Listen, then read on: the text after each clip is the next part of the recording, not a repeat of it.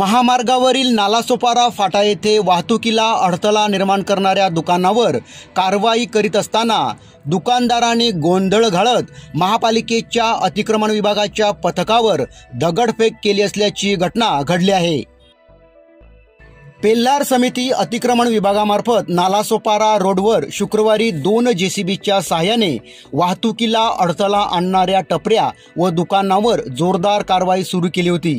यावेळी येथील दुकानदारांनी कारवाईला विरोध करीत हल्लाबोल करत गोंधळ घातला। यावेळी जेसीबीवर दगडफेक करण्यात आली। या दगडफेकीत जेसीबीच्या काचा फुटल्या व दगड लागल्याने जेसीबी चालक किरकोळ जखमी झाला आहे। या प्रकरणी एकाला पोलिसांनी ताब्यात घेतले असल्याचे सांगण्यात आले।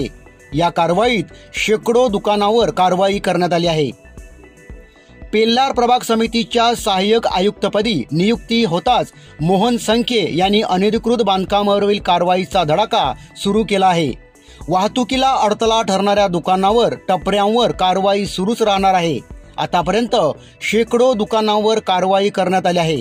दुकानावरील इंग्रजी बोर्डवर देखील कारवाई करण्यात आली असल्याचे सहाय्यक आयुक्त मोहन संखे यांनी माझा भूमिपुत्रशी बोलताना सांगितले।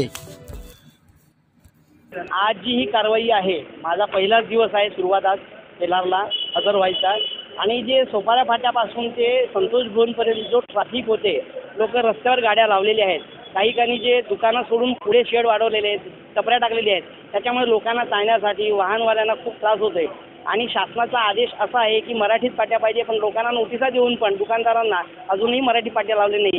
त्यामुळे ही माझी तिन्ही कारवाई आहे, अनधिकृत बांधकाम पण होणार, परत मराठी पाट्यांचं पण काम होणार आणि रस्त्यावर जे लोकांना चालण्यासाठी त्रास होतो, सामान ठेवलेले येते, ही कारवाई आज मी सुरू केली आणि आज ही कारवाई माझी संध्याकाळमध्ये राहणार आहे। आत्ता ही जी सुरुवात केली मी सोपारा फाट्याला पोलीस चौकीच्या बाजूला, तेव्हा दगडफेक झाली, आमच्या जेसीबीला थोडंसं काच फुटल्या, आमच्या MSF लोकांना धक्काबुक्की झाली।